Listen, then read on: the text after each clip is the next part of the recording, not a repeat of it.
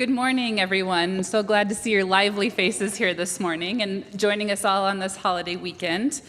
Welcome to the Boise Unitarian Universalist Fellowship, a community gathered to nurture spiritual growth, real connection, and faithful action for a better world.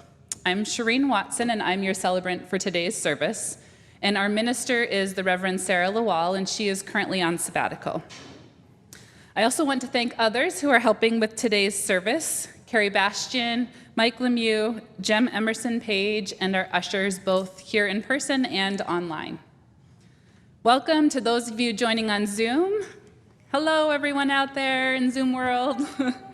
We're so glad you're out there, and welcome to those of you here in the sanctuary. Whether you are joining us today for the first time or you've been a member since this congregation's early days, you are welcome here. Whatever the faiths you have known, if any, whatever your heritage, you are welcome here. Whoever you are, whomever you love, you are welcome here. However you arrived at this place, you are welcome here. We seek to make love visible in the world, to build a beloved, compassionate community, nurturing spirits, lifting hearts, broadening minds, and enacting justice. If that call speaks to your heart, you are welcome here.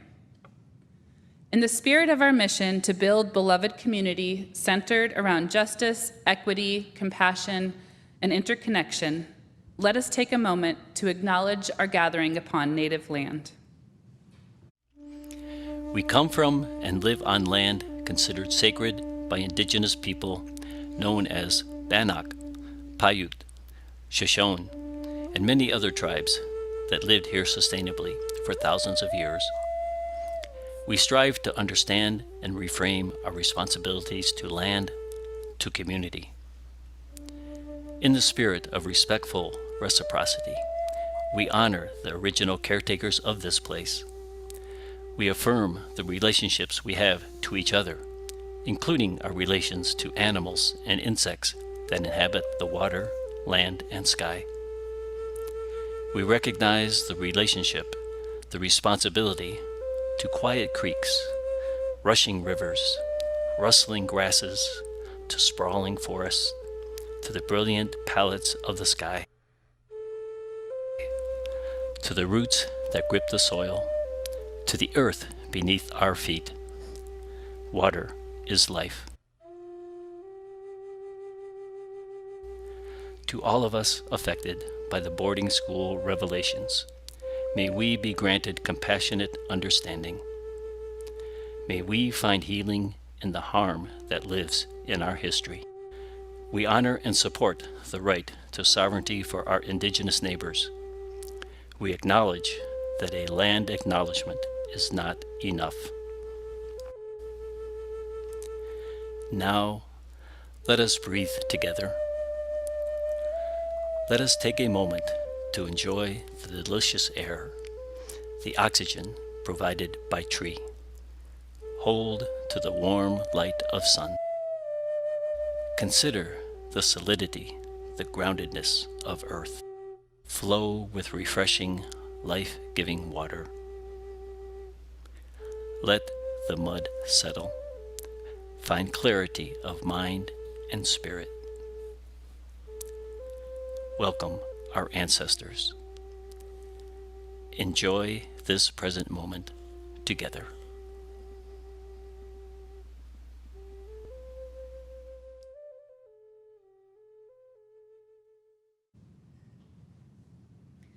I want to take a moment to welcome those newcomers among us. We know it takes a lot of courage to check out a new community, and we're so glad you've joined us today.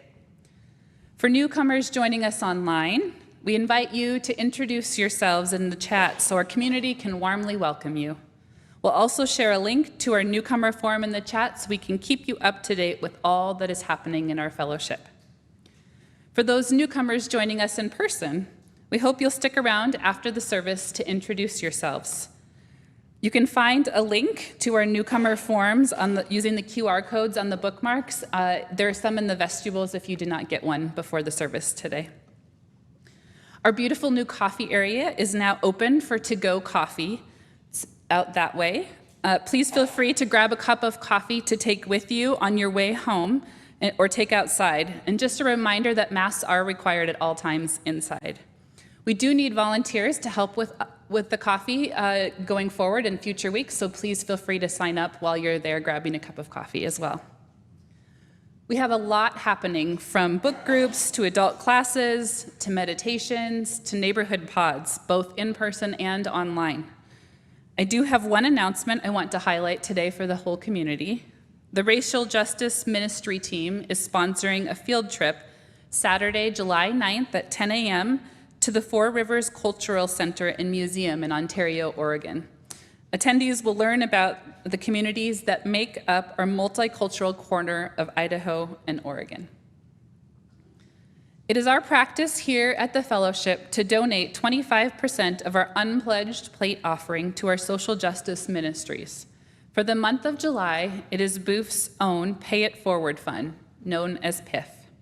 The Reverend Green Pay It Forward Fund was created many years ago to address a need among our own Boof community for short-term emergency financial assistance. PIF is available to support Boof members and friends through the generosity of those who donate. Over the years, funds have helped members and friends stay in their homes, pay for groceries, utilities, medical expenses, and other basic needs of living.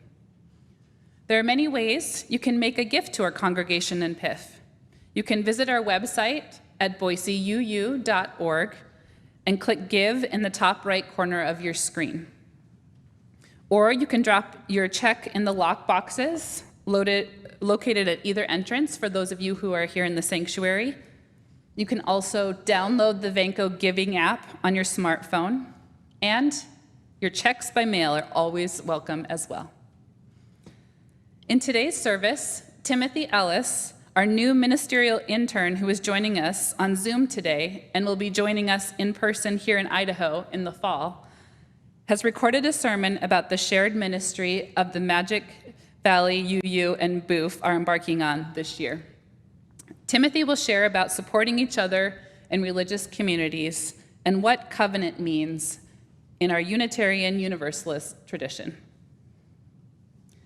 As we enter this time of worship, let us take a moment to breathe together. Fill your body with breath, knowing our breath connects us to one another, to our bodies, and to our planet.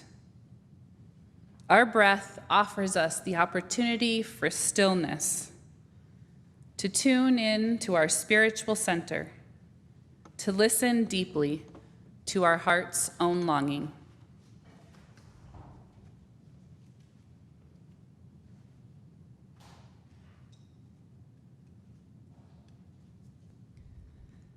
Thou art the song of my heart in the morning.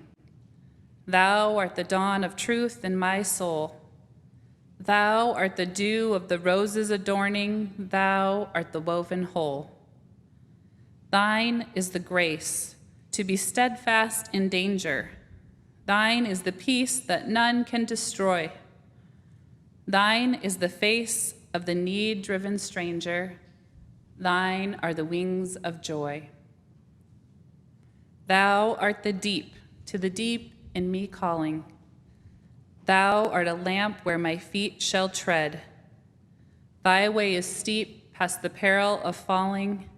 Thou art my daily bread. Thine be the praise of my spirit uplifted. Thou art the sea to each flowing stream. Thine be the days that are gathered and sifted. Thou art the deathless dream.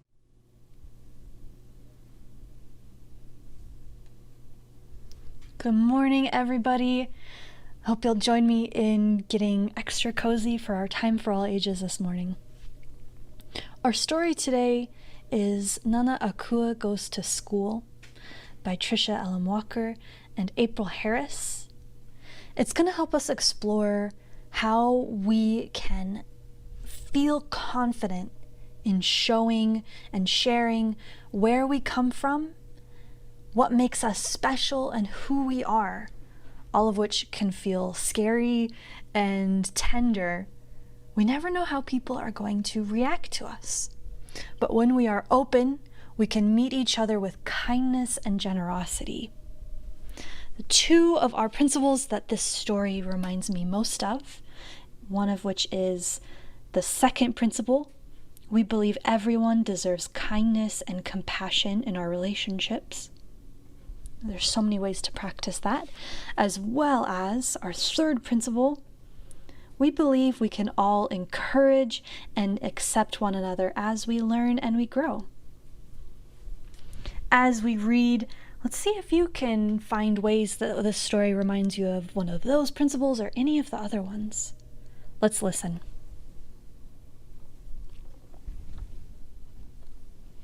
Our inside cover shows an array of Adinkra symbols and their meanings, which is especially important to the Ashanti culture, the Ashanti people.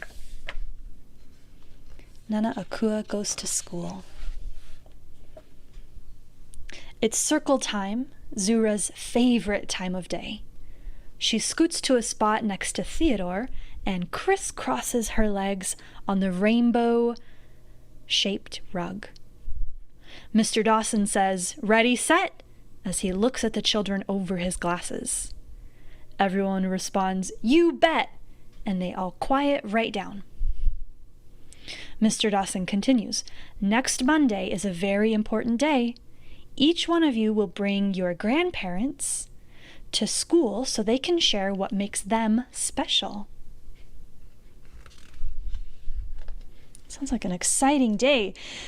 Alejo shouts, "Yay, Grandparents' Day!" without raising his hand. He says, "My abuelo is the best fisherman in the world, and he can explain how to catch the biggest fish." Bisu thrusts both hands up and says, "My Mimi is the best dentist in the world. She can bring everyone a toothbrush." All the children chime in, their voices leaping over each other to tell what's best about their grandparents. Mr. Dawson says, "Inside voices, please."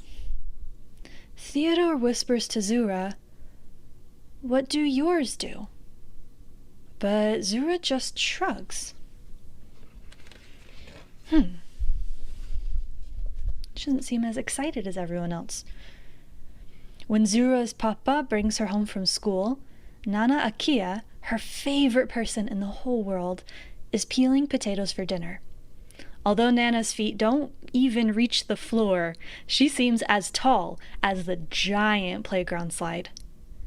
Maybe that's because she's filled to the brim with stories about growing up in West Africa, where people carve statues out of wood, trees drip with mangoes, and crown-colored outdoor markets sell everything you can imagine.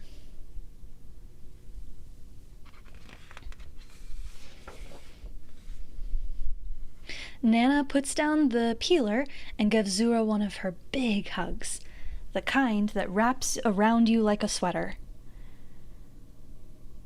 Nana says, "Grandparents' Day is next week. Maybe you can help me decide what to talk about." Zura stares down at the floor. Zura's mommy knows about Grandparents' Day too. Her smile is as big as a sunbeam. She suggests, "How about if Papa plays the djembe drums while Nana talks to your classmates?" as she comes over and to help Nana. Zura frowns and thinks about the last time she and Nana went to the park. Nana pushed her high to the sky on the swings, and Zura was almost flying. But on their way back home, a little boy pointed to Nana, and Zura heard him say to his mother, "That lady looks scary." And the very next day, a server in the little tea house stared so hard at Nana, she forgot to bring them sugar cookies with their tea. This is because Nana Akua looks different. When she was young, her parents followed an old African tradition. They put marks on her face to show which tribal family she belonged to, and to represent beauty and confidence. Those marks never wash off and never go away. Zura looks at her Nana, holding back tears that wait in the corner of her eyes. Nana Akua puts down her potato, takes Zura's hand, and says, "My precious girl, why such a sad face?" It feels hard to explain, but Zura wants to try. She swallows and takes a deep breath. "What if someone at school laughs at you or acts mean?" she asks quietly. It's a really big concern. Nana Akua thinks about it for a moment. "I have an idea," she says, and puts Zura's arms through hers. Together they walk down the hall to Zura's room. Nana points to the bed. "How about we bring your favorite quilt to class? These quilt patterns come from another long ago tradition. Even though they are not quite exactly the same as the marks on my face, they can help explain them. What do you think?" Zura traces some of the designs she loves with her fingers. When Nana Akua first made that quilt for Zura, she explained that the patterns were Adinkra symbols of the Akan people of Ghana. The symbols represent more than 50 important qualities, like wisdom and creativity. Zura wishes the marks were only on the quilt and not Nana Akua's face. Still, she says, "Okay, we can bring it."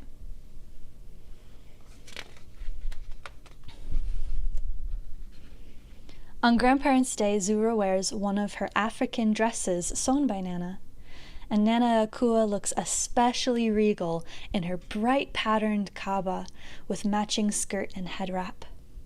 There are lots of oohs and ahs when they arrive. The classroom is decorated with a rainbow of balloons and that float up to the ceiling, and there are large welcome signs made with colored markers.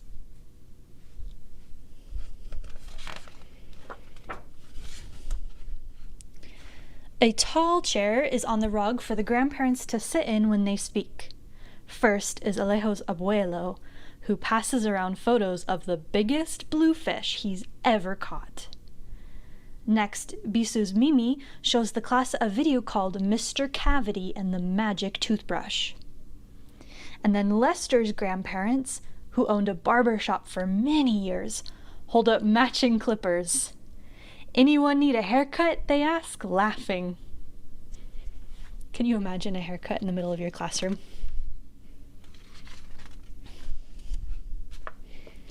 Finally, it's Nana Akua's turn. She sits in the special grandparent chair with Zura next to her. Zura clutches her quilt tightly, and her voice shakes when she gives her introduction. "This is my Nana Akua. She is from Ghana, a country in West Africa."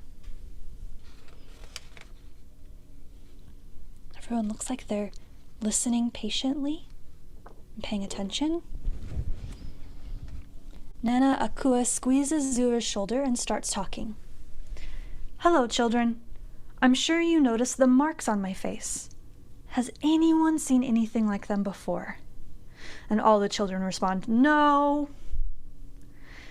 Nana continues, "These marks were gifts from my parents, who were happy and proud that I was born. I am likewise proud to wear them. Most Ghanaian parents don't celebrate in this way anymore, but it was once an important tradition." Zura watches, her eyes wide as cups, as Nana Akua walks slowly around the circle so everyone can see her face close up. Nana says, "It's interesting that in this country, I often notice people who put tattoos on their body that have special meanings." Theodore says, "Yours are way better than tattoos because they grew up with you." Nana Akua smiles. "Why, thank you, young man," she says. And I brought some special makeup so that each of you can have beautiful African symbols on your face too, the kind that wash off. My expert helper will hold up her quilt, which shows some of the symbols you can choose from. The other students look at Zura expectantly. She unfolds the quilt with care and says, "Today, I'm going to choose the Besesaka symbol. It looks like a flower, and my Nana says it stands for power and unity." It's a beautiful symbol to choose. This quilt is so gorgeous. Wonder what shapes stand out to you. What symbols and shapes?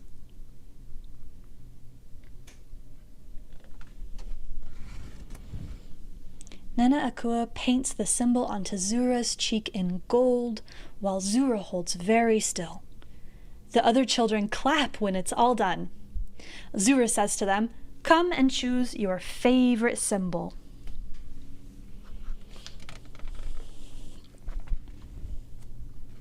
Alejo, who wants to be a beatboxer, points to the Shwemura symbol because he thinks it looks like a keyboard. Nana Akua tells him it means high quality and excellence. Bisu wants to be a veterinarian and picks the Denchem symbol, Denchem symbol, which is shaped like a crocodile, one of her favorite animals. It stands for cleverness. Peter and Inez decide on the Anjo symbol, which looks like the inside of a sliced apple with two identical halves. Peter says, "Twins like us." Nana says the symbol means peace and quiet. Inez shouts, "Like mommy and daddy say we never give them." Nana Akua paints and paints until every child has their own design. The other grandparents choose symbols for themselves too. You see everyone showing off what they chose, probably sharing the special meaning that it has and why it's special to them. There's probably a lot of storytelling going on in this picture. Zura's face glows as she watches Nana Akua fold up her quilt to go home. And this time it's Zura who gives her a very special, not like anyone else's Nana, one of those big hugs. The kind that wrap around you like a sweater.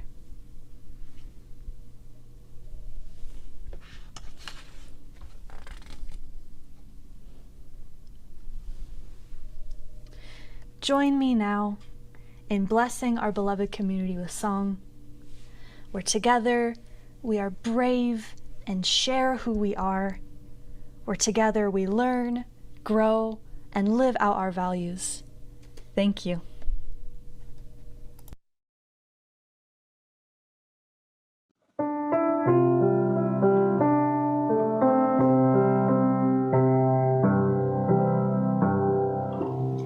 May your mind be open to new learning.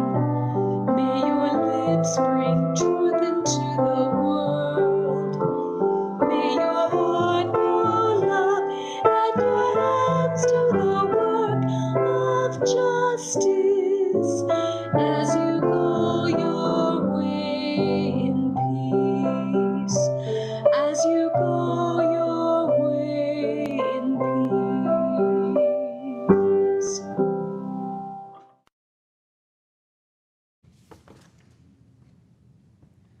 Our reading today is Ready by Rabbi Rachel Berenblatt. You'll need to travel light. Take what you can carry: a book, a poem, a battered tin cup, your child strapped to your chest, clutching your necklace in one hot, possessive fist. So the dough isn't ready.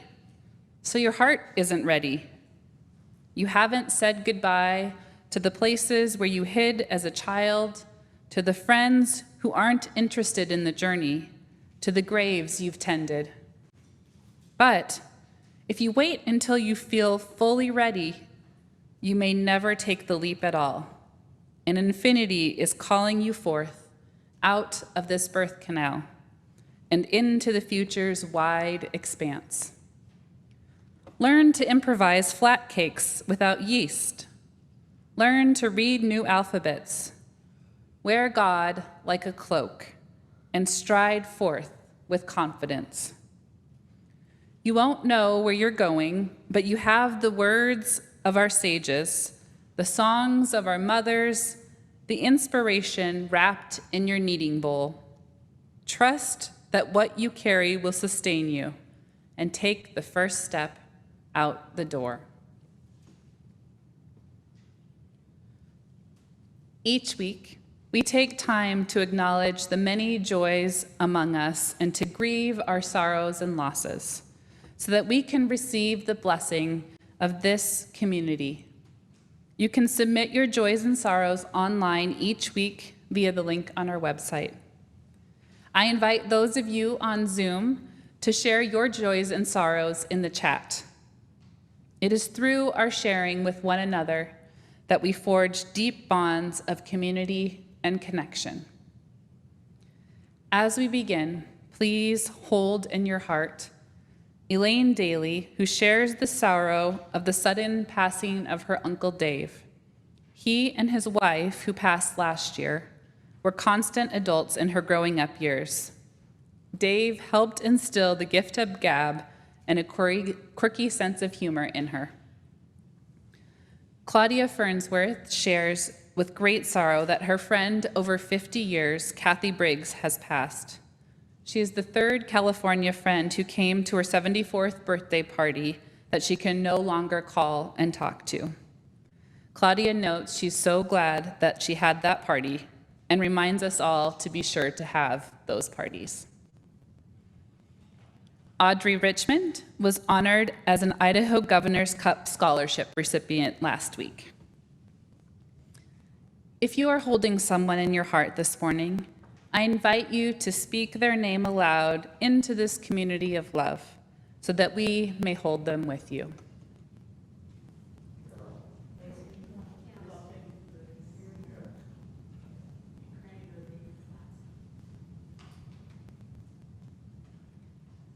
May the arms of this community hold all our joys and sorrows, those named and those that remain silent, close to our hearts.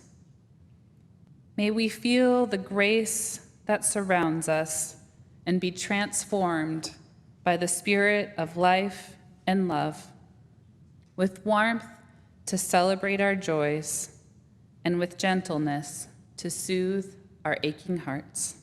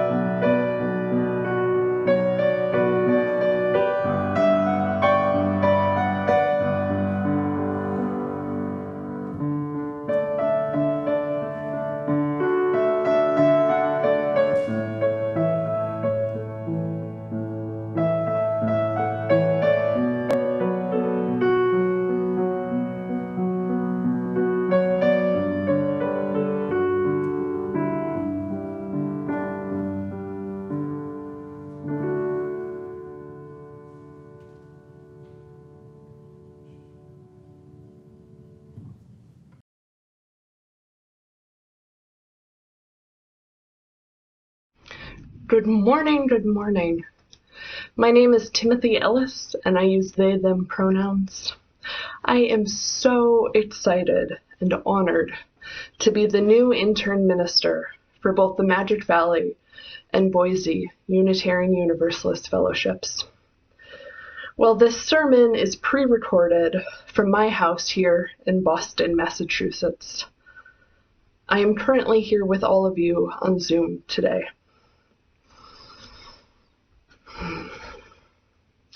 Dear friends, it has been such a week. The overturning of Roe and banning of abortion in more than half of U.S. states brings such heartbreak. My home state of Wisconsin has an 1800s era abortion ban on the books.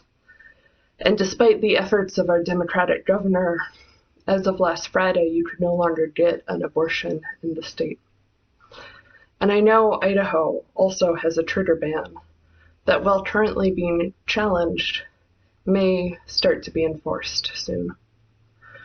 We have politicians who are lethal in their efforts to strip us of our rights, a president who won't say the word abortion, and a Congress struggling to give any real response. It's been a week of pain and heartbreak, one of deep fear and confusion, also a week of organizing and trying to find hope. I feel utter grief, such deep, heavy sorrow. I feel fear for myself and others. Fear, too, for those who have fewer resources and even less access. Working class and BIPOC people who can't afford to take the time off work or the cost of traveling across state lines. I feel a deep rage, burning anger. I imagine you all are feeling some mix of these things and more. Maybe having these feelings overlap or intertwine too. Fear, in particular, tends to get all mixed up with everything else. I feel fear over the abortion ruling, but also over the potential threats to contraception and same-sex marriage. And then I notice some judgment too, because I know that creating fear is some of the point. That the people working to restrict rights want me to be afraid. They want us to live in the doubt and the fear. And sometimes it works. I noticed my own judgment of my fear, and then anger both at myself and others. I noticed joy in joining in protest, and then it gets mixed with the awfulness of what we're protesting. Let's take some time to bring all of those feelings here now. Church is a place for grief. It's a place where we can bring all of our mixed up emotions and experiences. A place where we get to be with others and maybe set down a little of this together. Church is a place where we can try to let go of any judgment of our emotions and reactions and just feel whatever we are feeling right now, where we can lean on each other and learn from each other. Let's take a few moments to breathe through some of these emotions now. Whether you're there in person or on a screen, let's take a moment to look at each other. Those you might be in a room with, or other faces and names on a screen. You can also just breathe to yourself, or do whatever else works for you. Take a deep breath in. Notice if your throat or your heart feels choked up. Breathe in. Let the air expand that space. Breathe out. Notice if your body settles any differently on the out-breath. Let's take a moment to breathe together.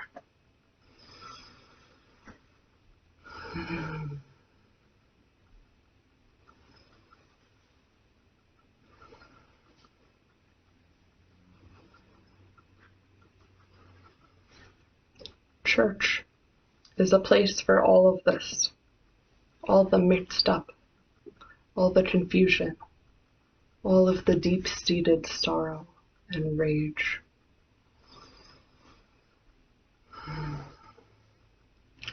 Our Unitarian Universalist tradition is centered on the idea that we are on this journey together. Last week at the Unitarian Universalist General Assembly, the Reverend Gretchen Halley spoke about this as the deal that we made, which is another way of talking about covenant. Covenants aren't just the written guidelines for behavior and community harmony, or poetic and meaningful words in a worship service. It's the word that at its core tries to capture why we come to church. This deal that we make is about a commitment to show up, a commitment to keep trying. It means holding each other in times of pain and celebrating together in times of joy. This deal that we make is this underlying why. It's the cord that pulls you to come to a committee meeting, to take a risk in a new volunteer role.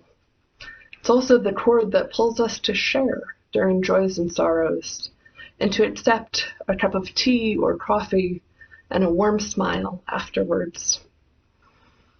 One of the origins of this idea of covenant comes from our Puritan and Pilgrim ancestors. They were forming churches that were based on belief and commitment, not location or family group or ethnicity.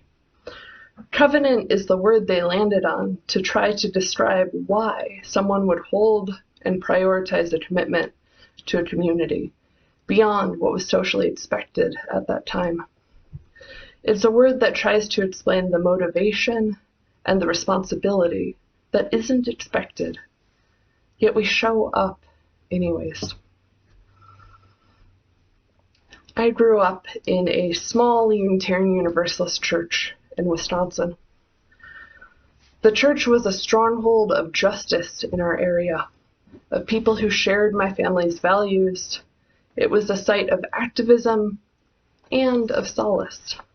The church was my family's community. It was a site of promise and work, and haven in a red to purple county, and more broadly in a mostly red state. Some of my first experiences of protest came from activism within the church. In the months leading up to the Iraq War, members of my congregation led weekly protests on the main street in front of the post office. I saw the strength of my community in showing up each week to protest, holding our signs, singing or chanting, and honestly trying to figure out if those honking were in support or opposition. To be clear, quite a few were in opposition.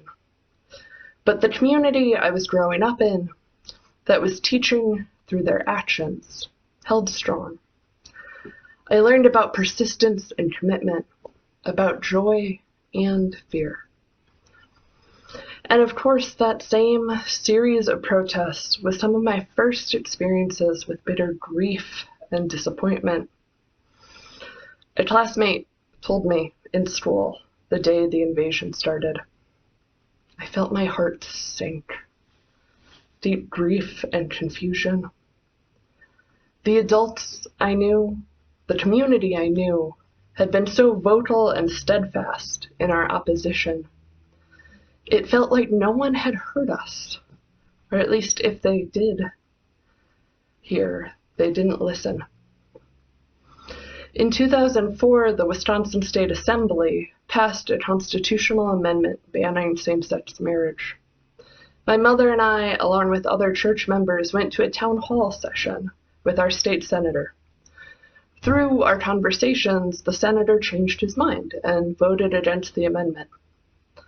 Of course, it still passed overwhelmingly. We don't always win. But covenant is the act of showing up anyway. It's a deal we make with other members of our congregation, but it's also one we make with ourselves. It's saying, this is what I value and who I want to be. This is how I want to show up in my community or how I want to raise my family. A covenant with a congregation means that we support each other. We journey together through it all. And it means that we know this covenant is not only with other members, but it's a deal or commitment we make to or with the world. While I'm still learning about Idaho politics, I have some sense of what it means to be part of a community fighting for justice in a red state.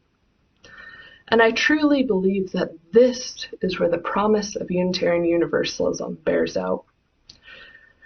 Growing up, I knew the church as a vibrant community.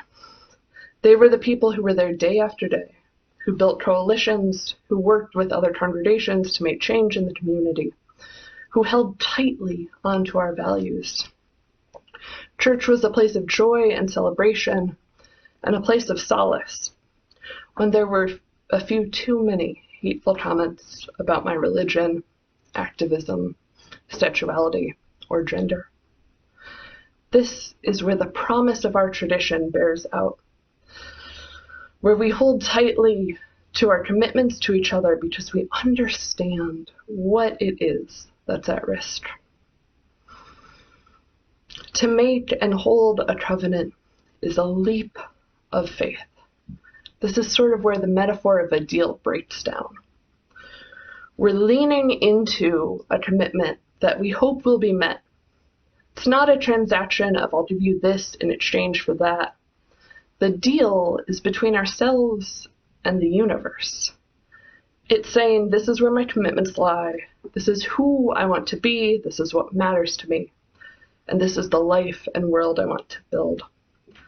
The deal is about a commitment to values and justice, even when it's really hard. And in exchange, we have a community of imperfect humans who are on the same journey. This deal is always and will always be a leap of faith. We don't know if we will win. We don't know precisely who will catch us if we fall, but we listen to that tethering cord anyway. We respond to the commitment. We bring our grief and our rage, so that we can feel these emotions and work on healing together. This deal is never guaranteed. It wouldn't be faith if it was. Instead, it is a home base we return to over and over and over, seeking solace and support, and then getting up to carry out our side of this cosmic deal again. Thank you.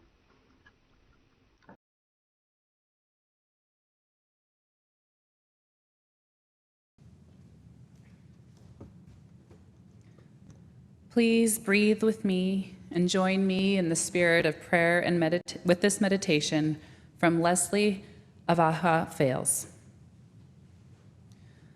All that we have been separately and all that we will become together is stretched out before and behind us, like stars scattered across a canvas of sky.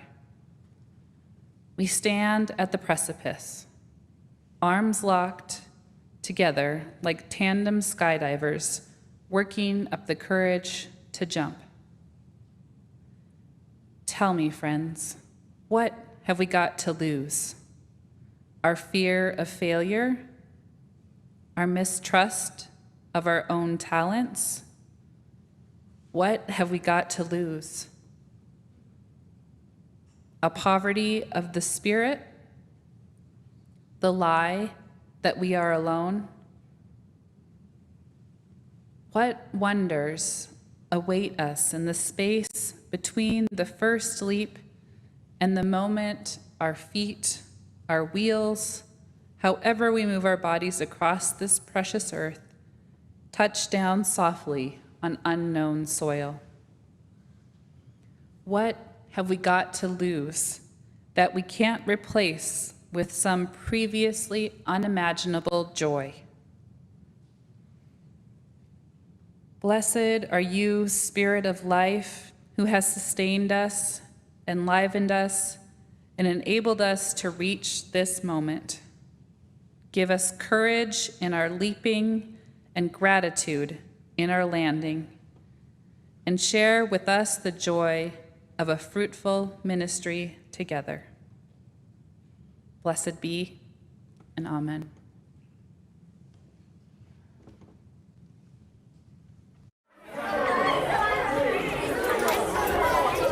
What's up, guys? You guys ready to roll? 2, 3, 4. Try everything. Try everything. Ooh, yeah. I messed up tonight. I lost another fight. I still mess up, but I'll just start again. I keep falling down. I keep on hitting the ground.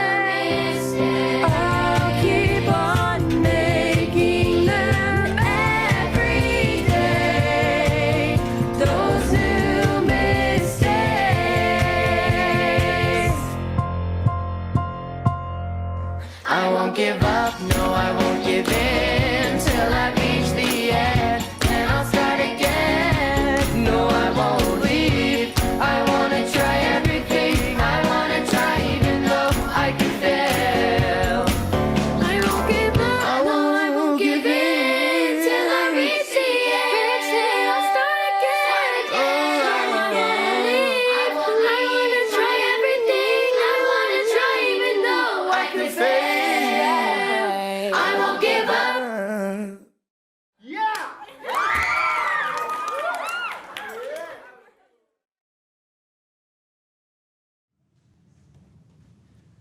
Friends, I invite you to place your hands over your hearts for a closing blessing by Eric Williams. May you be filled with the blessings of this covenanted community. May you carry them with you as you depart from here. May you discover the places in the world where the blessings are needed. May you have the courage to share them. May there be an open place within you to receive the blessings of the people whom you meet along the way. Blessed are we all. Go in peace. Just a quick reminder that there is coffee available, so please grab a cup of coffee to go and walk around our beautiful grounds. There's lots of flowers and things blooming, and get to know each other. And just a reminder to keep your masks on inside. Thank you.